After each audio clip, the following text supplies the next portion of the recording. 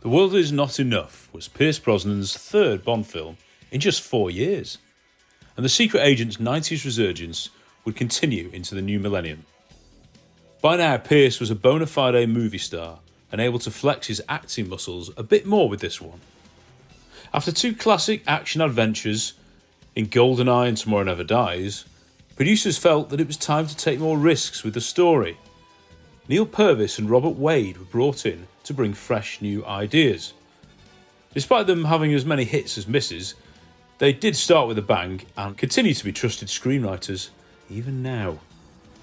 Never mind the current affairs plot about the oil trade, this was a character study like no other. Electra King was the first woman to truly affect Bond emotionally since On Her Majesty's Secret Service, and Sophie Marceau was perfectly cast. Not only was she a fabulous Bond girl, but became the series' first, and to date, only female main villain. Respected actor Robert Carlyle was cast as the mysterious Renard, and Valentin Zukovsky was back by popular demand. Whilst it marked the start of more personal missions in the series, it also marked the end of the most enduring actor in the entire franchise. Desmond Llewellyn bowed out after 17 appearances as Q.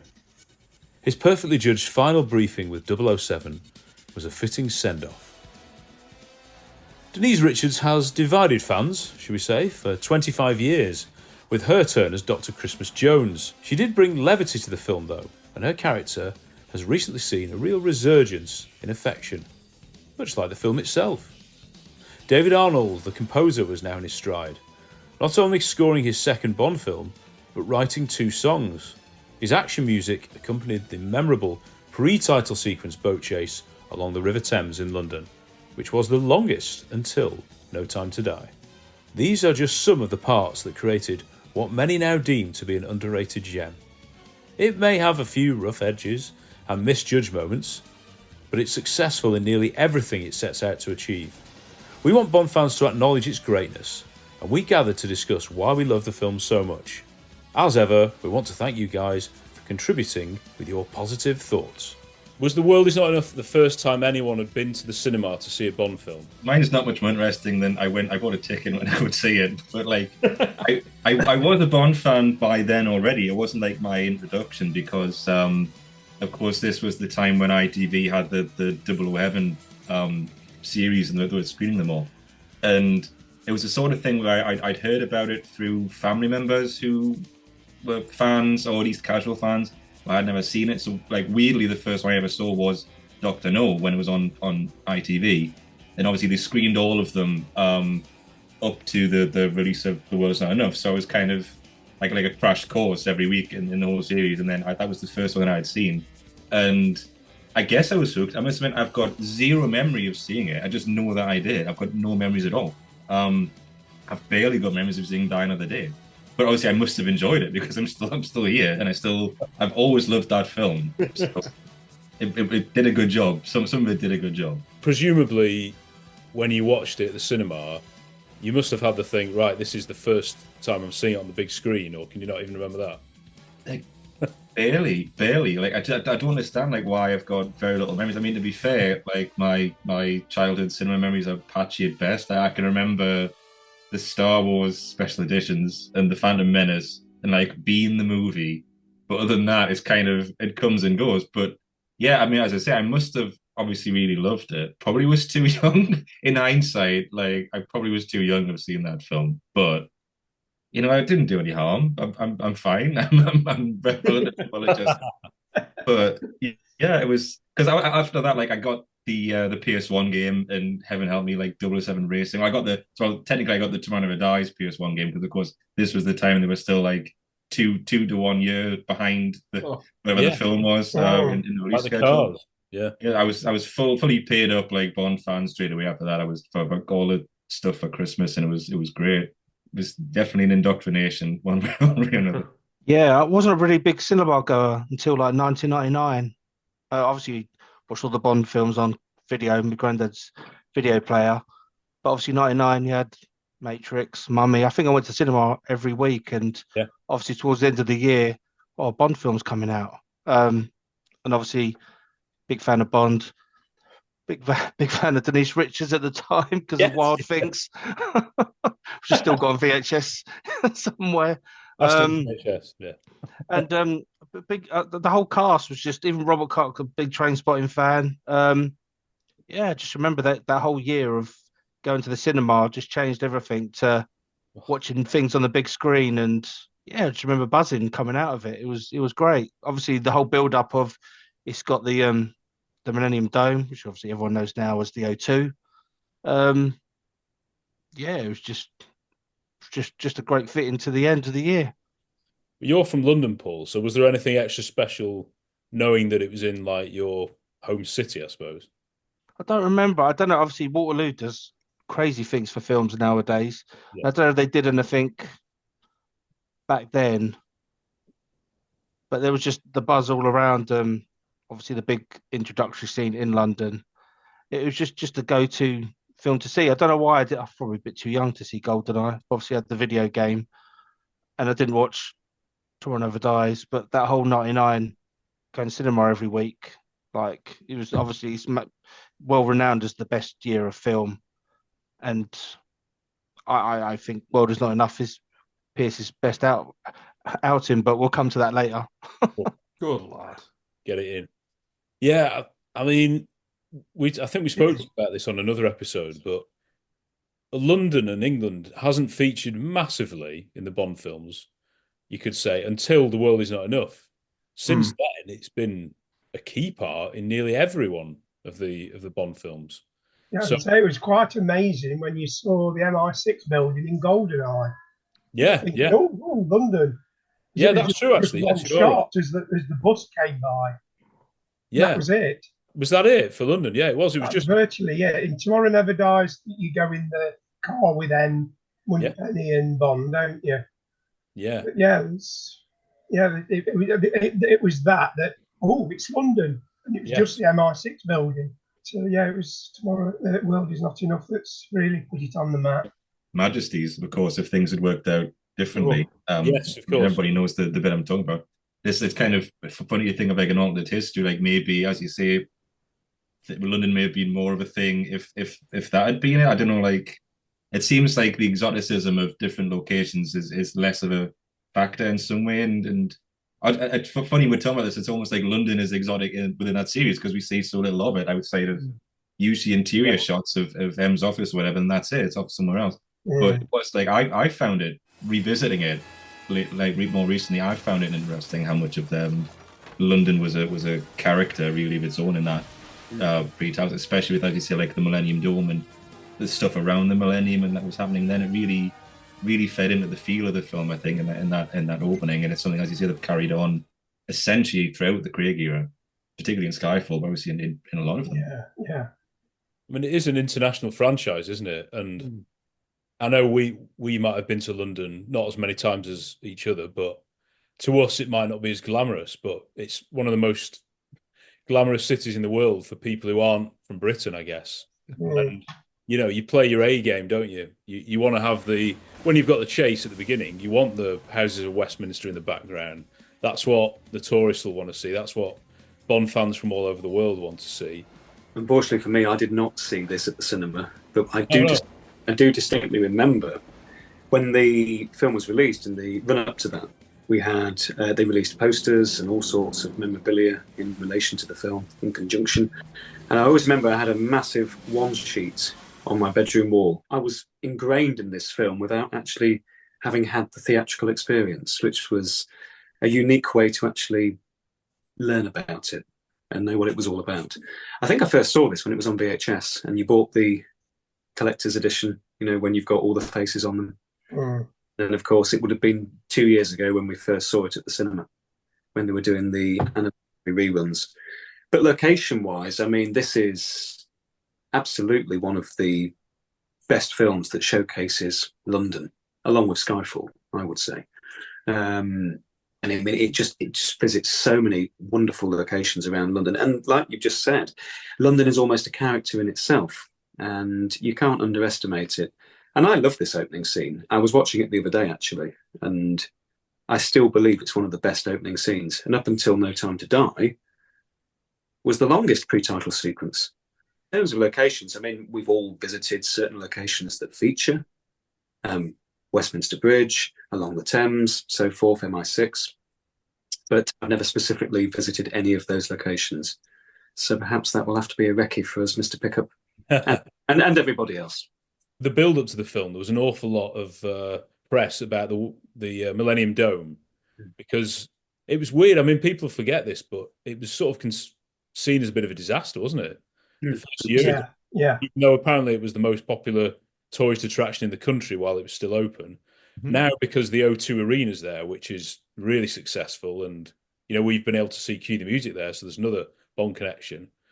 It's nice to have a memory of Millennium Dome as a sort of real icon of Britain, because it was temporary, if you remember. It was only they were going to pull it down, weren't they? Yeah. But did you know what I realised the other day? I was watching the behind the scenes of that scene when obviously he approaches the hot air balloon. I didn't realise, when he's hanging from the ropes, that's all CG. The background is CG. It looks so good. I thought he would have had cables and he was actually hanging from it, but he wasn't. It was all in the studio. So that actually, you learn something every day about Bond. Even the rolling down, when he's rolling down it. That would have been a stuntman. That was the actual dome. But when he's hanging from the rope and he saw you can't get away, even the police helicopters are CG. And again, they look fantastic. So that scene, considering it's 25 years old, it just goes to show CGI can be used to enhance a scene perfectly. It's just not wise to create one with CG. Listen to me! You can't get away! We can make a deal. Just tell me who's behind this, who you're working for. Don't do it! Don't blow us up! I can protect you. Do you understand? I can protect you! Not from him! I mean, I think John Orty will tell us that there's so many stuntmen involved in that little bit of the scene. Yeah. You're going from the boat into the sort of side, then someone else jumps off, then someone else is on the rope, then someone else falls. And 1999 was the year I got into James Bond because of Live and Let Die being on the 00 Heaven, and I followed it through there. Came out early November, didn't it? World Is Not Enough. So I was really, really stoked for this. And I remember I was 11, and I remember 12A wasn't a thing then. So I remember the whole thing about, do I get in with 12? And my dad said he'd take me. But I think I've said this on the podcast before, but there was a big hype about it in our family because my cousin is in the film. yes, So she's one of the ladies who Bond sees her knickers and garter and all that with his X-ray glasses. Oh, yeah. Yes, yeah. that is my cousin. Okay. High fives all around, yeah. But there was this thing around our family like, oh, Abby's in this film, so we're all going to go and watch it. And I remember my dad taking me. And I think even at that time, like, I know you just enjoy things for what they are, but I remember watching this and thinking, wow, this is one of the best films. Like, I just loved this film. And it's only like far later on that I even look at things with a critical eye. But I remember going watching Die Another Day, and I couldn't tell you at 13, 14, Die Another Day what the big problems were. But I can remember vividly coming out of that cinema and going, that's nowhere near as good as World Is Not Enough. And The World Is Not Enough gave me a proper cinematic experience. It was just incredible. Absolutely loved it. And I've always loved it. And until social media came on, and I see that it's got, well, it had this underrated tag because it was seen as always like quite low down, but now it's in vogue to say it's underrated or whatever. I just always thought this was a great film. I never had any issues with this at all, and I still love it to this day. Well said, 100%. this is so good. This is refreshing. But Bob, for someone like you, your first Bond film was Live and Let Die, what was it? How well was it received at the time compared to the others? Can you remember? I thought it was because I think it's mainly because of the London locations. I think it was received very well. I think that did give it a big boost. And when you were asking everyone at the beginning, like, where was the first time they saw it? I actually saw it before it was released because well, part of it anyway, because I was in London when they filmed one of the days. Oh, right. Brilliant. I was on the Thames. Sadly, the scene, the main scene that they were filming that day, was cut from the film because there was quite a huge section where the police boats chase him. Yep. And there's quite a long chase, and they go under the Thames. We were standing under Tower Bridge, sorry, and we were standing on Tower Bridge as it went under, with the drone camera behind it as well. And then there was a camera on a speedboat following them, one in front, and then they did a U-turn and come back again. And of course, all that was deleted because it's long enough as it is. There is one scene after that. As you know, when the cigar girl turns the boat and like nearly drowns him and crashes into or clips the boat with you can see the camera on it. There's a camera on a boom as it comes round, and then she follows him down I'm not sure what it's called, but down the side street. They just cut off. I'm standing right at the very end, but it's just cut off. They edited so that there's no crowd there. So they were the two scenes that they filmed that day. You would have been in it then, Bob. I would have been in it if they hadn't have edited it was tight. and the police were in it. But I've always said I'd love to see the whole chase from beginning to end fully edited, because when he shoots out of MI6, the first thing he does it's in the trailer. He does a pirouette because he's trying to get used to the controls. When you see it in the film, he lands and then is off. He actually lands and then he goes round in a circle while he's trying to get used to the controls, and then he's off. So they've cut that out, but that bit is in the trailer, in the teaser trailer.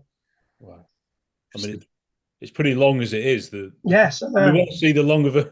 Tom, can you do a job on that, please? If you I've already done it, actually. You've done it exactly right. Yeah.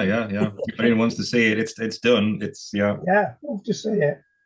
Yeah, it is very long though. It literally 5 minutes longer than the actual thing. Have you got the police boats in it? Yeah, they're in it. Yeah, I remember exactly the bit you mean. To be fair, I can see why they cut a lot of it out. Yeah, well, it's like say it's long enough as it is, isn't it? Exactly. There's a bit where the cigar girl uses like mortars out the back of the boat, and they cut that and just had to use the grenade launcher because I guess it's kind of the same sort of thing. But it is still a bit of a treat, like seeing the full thing. I don't know if anybody's seen any of the cut bits from when Bond goes on land and it gets in like full on Moonraker territory where he's dodging like a dog, and I love it. I think it's like high camp. I love it. I wish but again, I can kind of see like why it was cut. But yeah, I'll have to like put it up a bit and put it on Twitter, I think, and just I'd love to see that. Show people what that was like.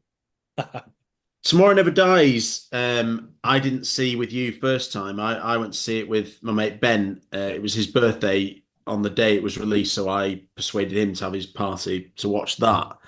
And then but I can't remember for World Is Not Enough. But I think it was still at that stage.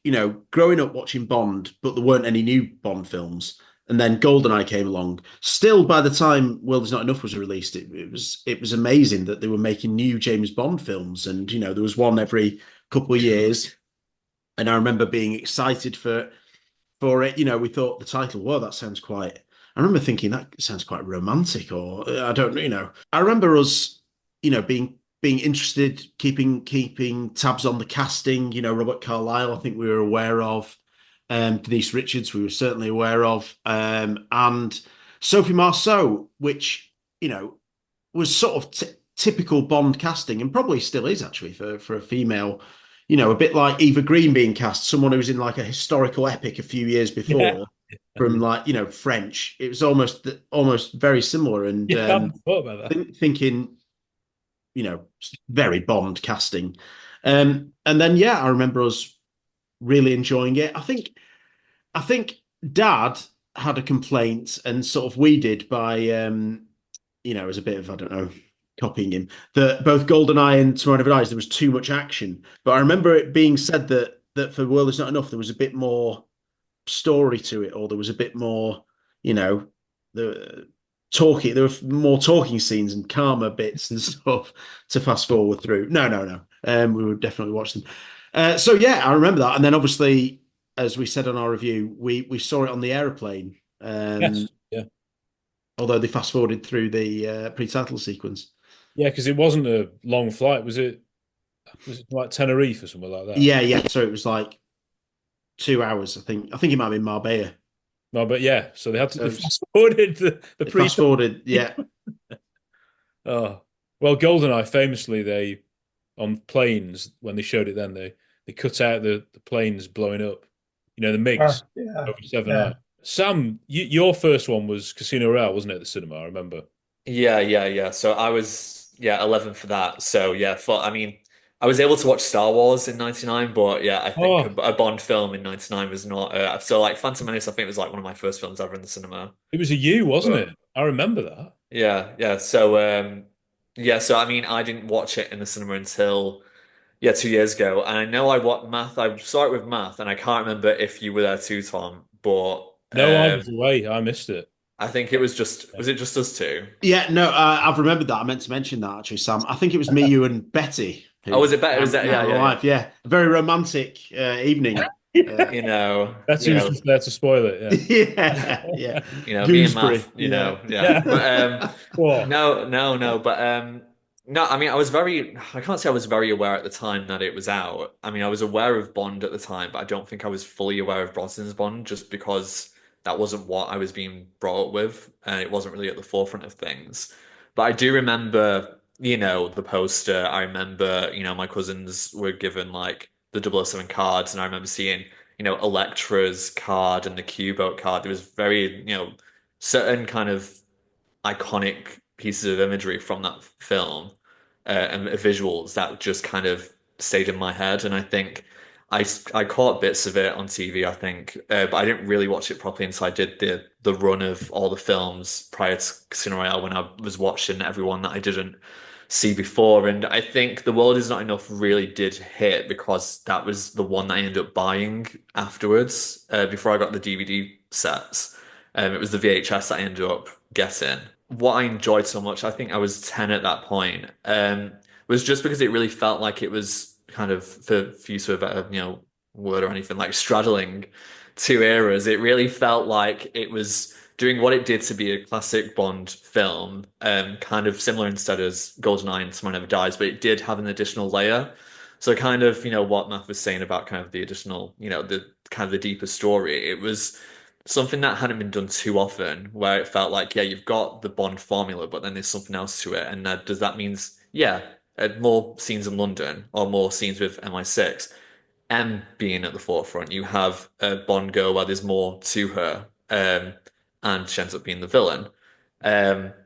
It's things where it's like subverting expectations in the right way, where it's not so obvious, but it's there, and it's done and weaved into like I said, the Bond formula really well. And I think that's why at the time it stuck out to me, because that and John and My Secret Service were the ones that, really kind of blew my mind in terms of films I hadn't seen before.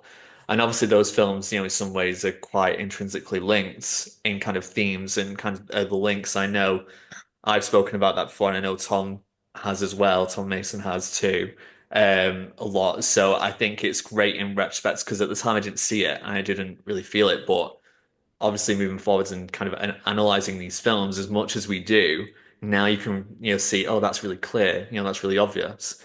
But I think the film itself, at the time when I first saw it, I loved it. There's been no change since then. It's within my top 10. I know I was speaking to George Aldridge, who was, going to try and be on tonight but can't. And when we were doing kind of a Mount Rushmore, he put The World Is Not Enough in his Mount Rushmore. It was one of those where for him, it was just kind of one of those, if you were going to show a Bond film to someone, which one would you show? And that was one of them. And I think as a time thing, someone from 2024 could watch that and really vibe with it. It's not, so old that for some it might be unwatchable. and it's not so modern that it feels like, oh, it doesn't really appeal to me in that way. So yeah, I think it's a fantastic film, and I think the elements of it just come together, regardless of if some people think certain casting choices or script choices are correct. I remember the link with Phantom Menace were, for me, just being so excited for both of those. The teaser posters, I still say the Phantom Menace one's probably, I can't think of a better teaser poster ever. 100%. Yeah, it's just incredible. But The World Is Not Enough one, that's one of the only teaser posters for Bond I can remember because it was so good. It was the silhouette, wasn't it, of a woman with the fire. Because what was it, Fire and Ice at one stage, the working title? That was mentioned at the time, yeah. Yeah. Fire and Ice, yeah. Yeah, because at the time I was in college, so I was quite into going on like movie news websites. So obviously there was Ain't It Cool News, and there's also an Australian one called Dark Horizon. So every day I'd go on there and see what was new. There was a lot of talk because obviously this was the third Bond film, and there was quite a lot of talk. The buzz around it obviously found its kind of audience, and I remember reading certain things like the pre-title sequence was the longest, they've had so far. That Bond gets injured, that there's sections in Scotland, and being quite excited by that. So yeah, when I saw it at the cinema, I was really pleasantly surprised just how much they'd kind of stretched the kind of formula in terms of it's still a Bond film, but they were adding a bit more characterization, just messing with it a little bit because obviously you had Goldeneye, which I absolutely loved and was a real hit. Tomorrow Never Dies, really enjoyed, and again, that kind of critical reception was too much action, not really much of a story. But this one, I thought was. I certainly felt that obviously Brosnan was, really found his feet in terms of his performance. So I really enjoyed it at the time. I have to say, it's always been a Bond film I'll go to bat for. I like its mix of like the old school Bond formula, but with a bit more depth than we were used to at that point. Also, the action's amazing. I mean, the pre-title sequence, that Thames chase is very, very good. And David Arnold's score is just, wow, it's a gorgeous score. I think Pierce has just settled into the role wonderfully. You've got Sophie Marceau, who's fantastic. Robert Carlyle, you got Robbie Coltrane.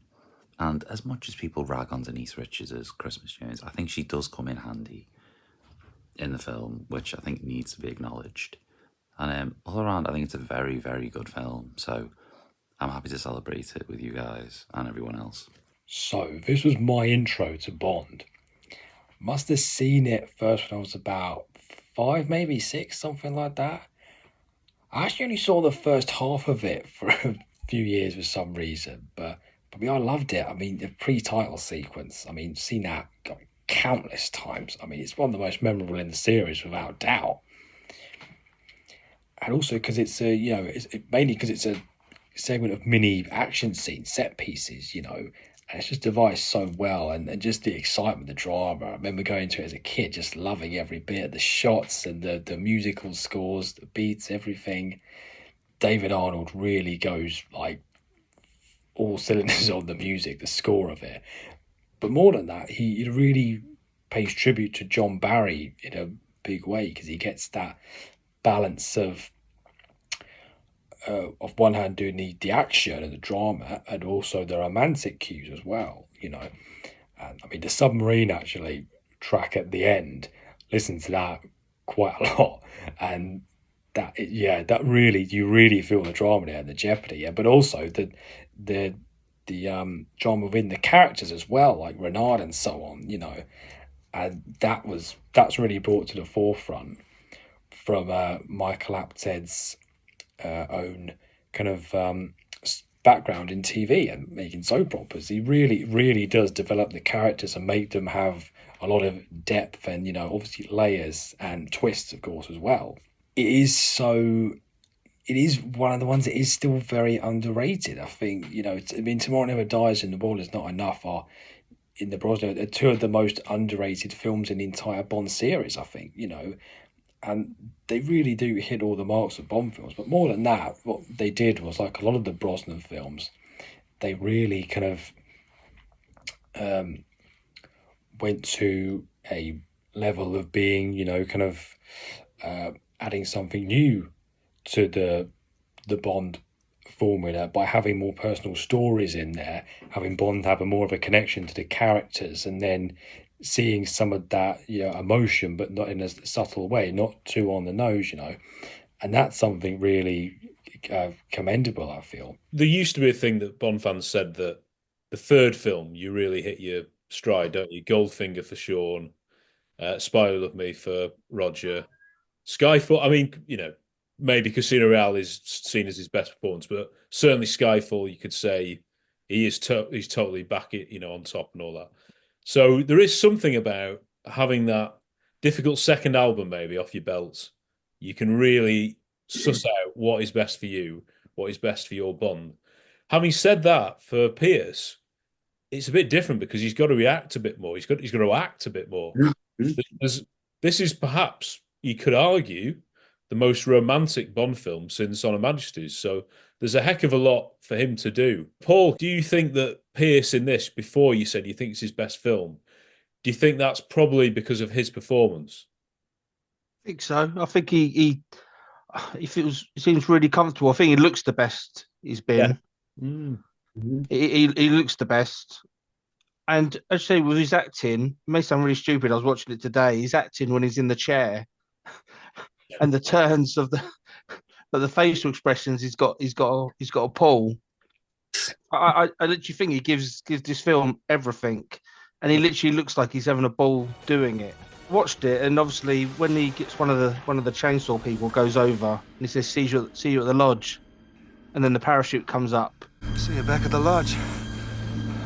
I didn't know that's the first time ever that Bond's done a quip, but the person survived. Yeah. And his facial expression of kind of like, oh, and he susses it, and he kind of puts his skis through the parachute. I don't know. I just think everything they threw at him, he loved, even the underwater doing his tie up. I think it's crazy how he went from this to what it was. I think this was his best role. When you're saying about when he's in the torture chair and the facial expression, he uses that nearly in every film. Yeah, because he uses it. He's got the same expression in Tomorrow Never Dies when he's being garroted in the MiG. When he comes up behind him, pulls the same expression. Yeah, GoldenEye when he's being strangled by Xenia. Yes, yeah. Line of the Day, torture team. Yeah. Yeah, I mean, you can't deny it, but they all have their own trademark bit. Yes, I mean, Roger. Yes, they do. You have the Roger Who every minute, don't you? Oh dear. I love this film. I'm going to defend this film just like you guys do. It gets a lot of bad rep, and I do not understand why. I watched it a couple of weeks back, actually, and I've seen clips in the last few days subsequently in preparation for this. And for me, it's got one of the best stories, and that further enhances, I believe, Pierce's performance. Yeah. This is definitely Pierce's For Your Eyes Only, as far as I'm concerned.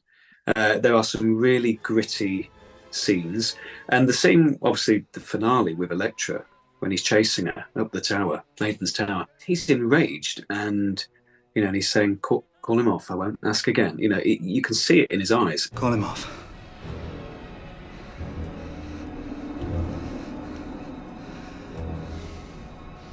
I won't ask again. Call him off. Call him off! I think he gives an outstanding performance. Of course, he has his own traits, as Bob has just mentioned, just the way Roger and his every Bond has their own signature little quip or trademark that we find rather humorous. But that aside, but even that scene when he's being tortured, there were some moments in that which you're on edge and you're feeling almost his anguish and his anxieties. I think this is probably. I like all of Pierce's performances. GoldenEye, he does hit the ground running, but he's got to find his feet at the same time.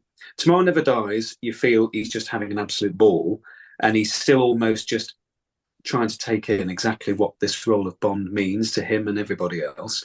But this is the film where I believe as soon as he hits the screen, he's Bond. He's into it. He's fully fledged, and his performance, he carries that throughout the entire film. Die Another Day, it's like he's putting on an old suit. That's the way I like to describe his performance in that. But he doesn't give a bad performance in any of his films. But this one, for me, has the edge in the sense you don't want to mess with him because he will put you down, and that's exactly what he did. Even if you're a woman. Yeah. Well, there you go. Exactly. And so I will defend this film. I will defend Pierce. I think I really do. I've been watching all of Pierce's films recently. GoldenEye, Tomorrow Never Dies, and this one. Still got Die Another Day to go. We'll see how I feel once I've watched it. But genuinely, I think he's massively underrated. For me, he's the suavest Bond, no question. And I think he's massively underrated. He doesn't quite get the credit he deserves. And obviously, we all know the story of how he relinquished the role. It was somewhat snatched from him, ultimately. And I still think he was rather downtrodden because he didn't deserve to go out like that. In an ideal world or an alternative world, I would have loved to have seen the Casino Royale by Quentin Tarantino and starring Pierce in his fifth role as the secret agent, suave secret agent. That would have been a very interesting film indeed. But we've still got to enjoy what we've got. And we've got 3.5 really good films. Yeah, I think he's fabulous. And I really do. And I will defend him in this film to the hilt. So, yeah, long live Pierce. Oh. Yeah, it was told over the phone, wasn't it? That they weren't using him anymore. Yeah. Yeah, it was very bad form of them, that was. Because at the time, he is the biggest draw of these films. Yeah. By now, we're coming to see Pierce Brosnan as Bond. He's a movie star by now, isn't he?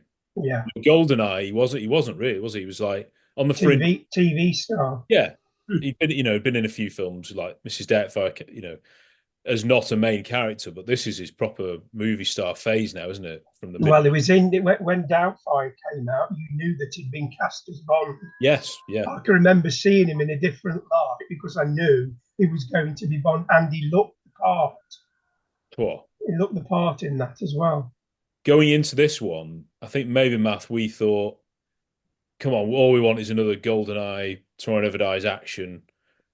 So we might have been a little bit perturbed by things like M being locked up and, you can't do anything a bit different to the formula because we were kids and we just wanted a basic action film, maybe. That might have been one of the only things I remember coming out of it. But no discredit to Pierce, obviously. No, I don't think we had any problems with Pierce. Yeah, like you say, by this point, he was James Bond, and he was, good at being able to carry that mantle and carry what that means, and being a bit of a movie star and everything.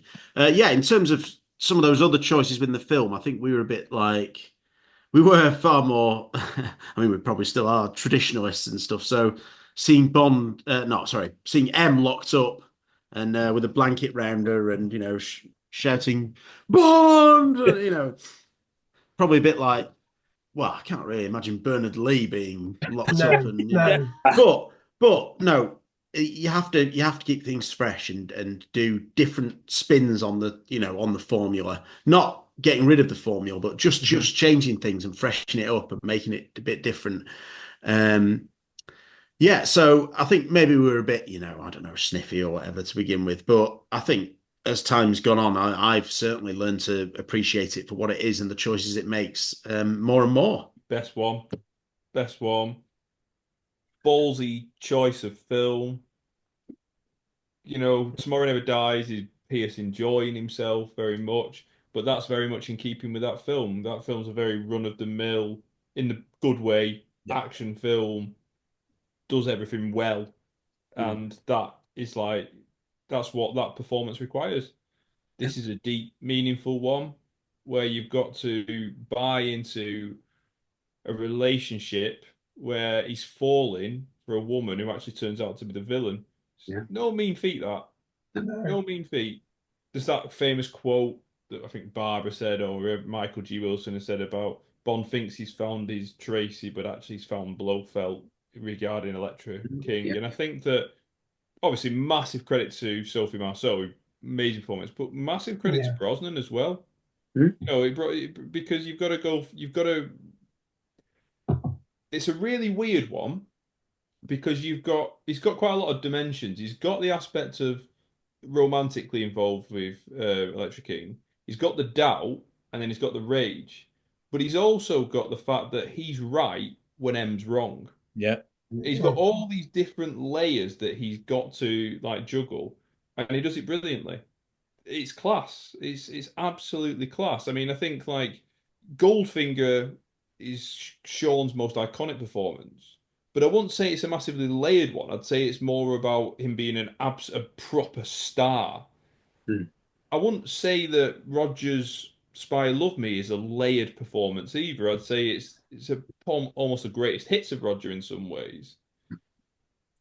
But I would say that Pierce Brosnan's is a layered acting. Yeah, 100%. Well, I mean, look how cool he is when he shoots her. Look how cold he is when he shoots her.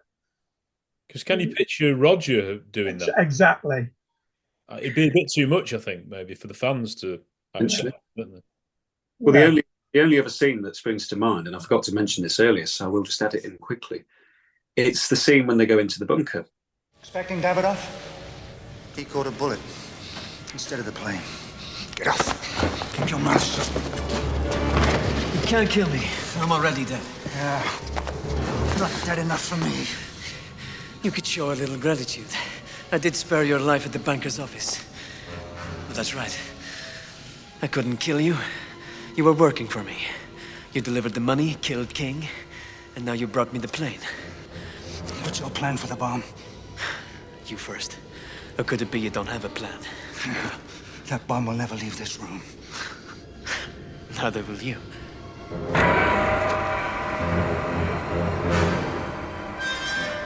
How sad. To be threatened by a man who can't grasp what he's involved in.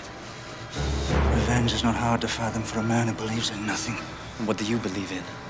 Preservation of capital? Go ahead, shoot me. I welcome it. My men will hear the shot and kill you. And the firefight will bring down half the army from above. But when a certain phone call isn't made in 20 minutes, Electra dies. You're bluffing. And, he's watching Renard, and eventually he corners him. He caught a bullet instead of the plane. And it's when they're talking and exchanging, and you can see Renard goading him. Yeah. And he's getting more and more wound up. And again, this is as John says, his performance is class in this film, and this scene is paramount, even more so than the scene with Electra at the end. And basically, it's when he knocks him out in a fit of rage, and he says, I usually hate killing an unarmed man. And he talks about cold-blooded murder being a filthy business. That is such a good scene. And it gives me chicken skin thinking about it. That is the only time you really see Pierce quite like that. And I love it. She's beautiful, isn't she? You should have had her before. When she was innocent. How does it feel to know I broke her in for you? I usually hate killing an unarmed man. Cold-blooded murder is a filthy business. A man tires of being executed. But in your case, I feel nothing. Just like you. But then again, there's no point living if you can't feel alive. Huh? A star for Pierce in this film, and the rest of his tenure, but this is a particular highlight. And as John said, layered as well. And that's a rare treat for his tenure. So, absolutely. I do agree that Brosnan is probably underrated now. But what I will say is that when this film came out, and certainly towards the end of Die Another Day in that era, a lot of the discussion was, is Brosnan the best? Brosnan is probably the best Bond since Connery. So this idea of Brosnan being underrated or rated less is probably more a retrospective view than actually what was at the time. Yeah. I mean, I was gonna say when I was a kid and when I was like fully aware of everything, especially after Die Another Day came out, it was very much like, oh yeah, Brosnan is Bond. This is it. In some ways, he's the savior of the franchise because of how it went, before him, which obviously is outside of the actor's controls. But I think, at least at the time and even now, I feel like he did a very consistent performance. It was never a bad performance, and it just a lot of it depends on what he's given and how he's being directed. But in terms of Brosnan himself, he's doing the best with what he's given, and I think in this film he is just able to show a bit more off. Even things like killing Davidoff, like straight away. Saying what he says to Renard, killing Elektra as he does. He is able to be a bit colder, and we see elements of that in GoldenEye and in Tomorrow Never Dies, but I feel like it's amped up even more here, which is really great to see because there are some, hilarious, funny lines from him and deliveries. What I think, nowadays is when, everyone does there's no point living if you can't feel alive. There's no point in living if you can't feel alive. Isn't that right, Elektra? Isn't that your motto? But it's like, try and imagine every other Bond do that scene. Every other actor would play that completely different, Roger would do that completely different. Craig would do that in a much more serious way. With Brosnan, it feels like it's something that his Bond would do. I know a lot of people chastise him, especially for how he delivers it, but I think he's annoyed by it, and he's going to do it in a really cringy way. I would imagine him doing it in that way because he's pissed off and he wants to bring that across. It's like he's acting the way Elektra's acting, and to me that's what he's there to do. So I think his performance is layered. I think it's a great one, and I think it's very easy to have a go at him now, but I think that is the result of him being so popular, and then at one point, and then maybe just being shoved off to the side.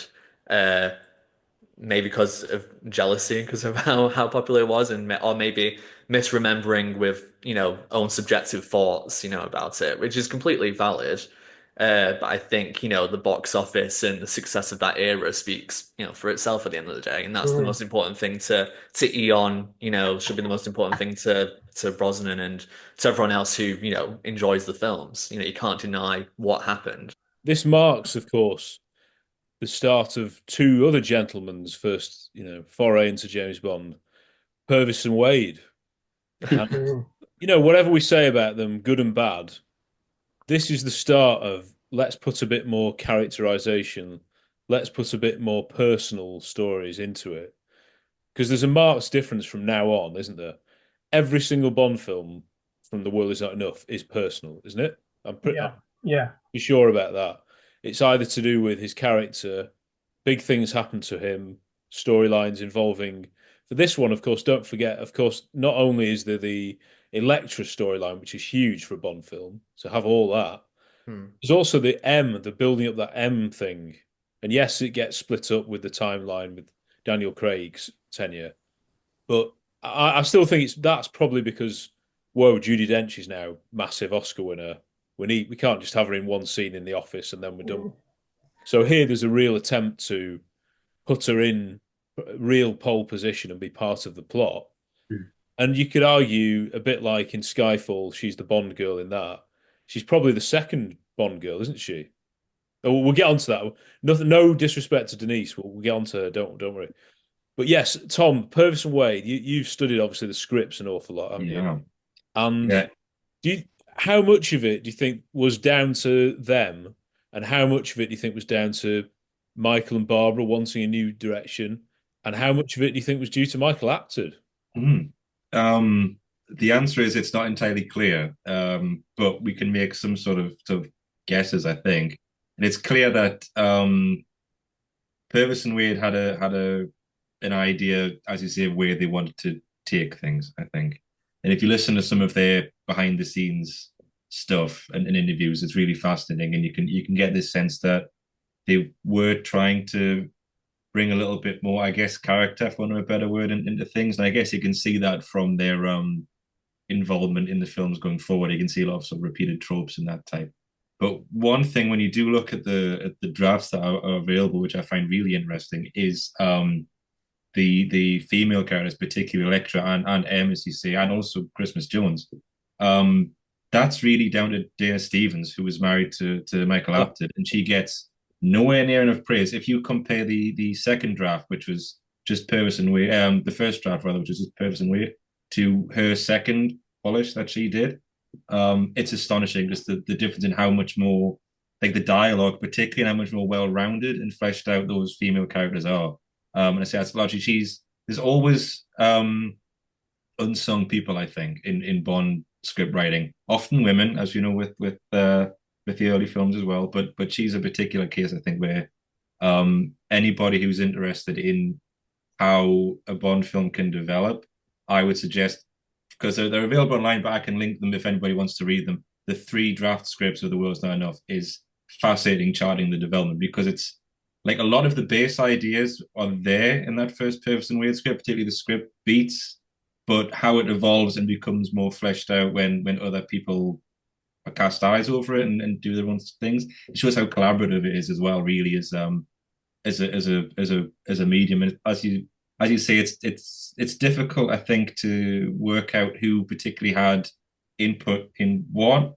Like, I think obviously the producers and the director will have had their own say, and who knows, probably even Brosnan, because everyone gets their own in say, and especially at this point, I think he probably was Bond enough whereby he may have had some influence in how the character was done. I don't know, because I haven't particularly seen him talk about that, but I'd imagine that's quite a possibility. My favorite, I will say that my favorite thing with the scriptures, I learned reading them, and it's like one of my biggest Bond mysteries ever, is I imagine some people might have heard this already, like why Michael Apted basically lies about the pre-title sequence. I don't understand why. Because there's this you can find it all over the internet, this I guess urban myth basically, which is, the pre-title sequence was supposed to end at Bilbao, and the boat chase was going to be the main film, and the main titles were no. If you read the script, the boat chase is always in the pre-title sequence, but I don't know whether maybe at some point it was moved afterwards, then moved back, but the way he always phrased it in interviews was lies. It was too long, and we had this other thing in the audience, blah blah blah, but then it felt like there wasn't a big enough thing, so we moved the boat chase there. It's like that never was the case. I don't understand where this has come from, and it fascinates me. But yeah, it was a jetpack chase originally as well, which I love. I'd love to have seen that. It probably would have been very boring, actually, in the way I think about it, because it's a lot more limited, probably logistically, than that boat chase. But it would have been fun to see, I think.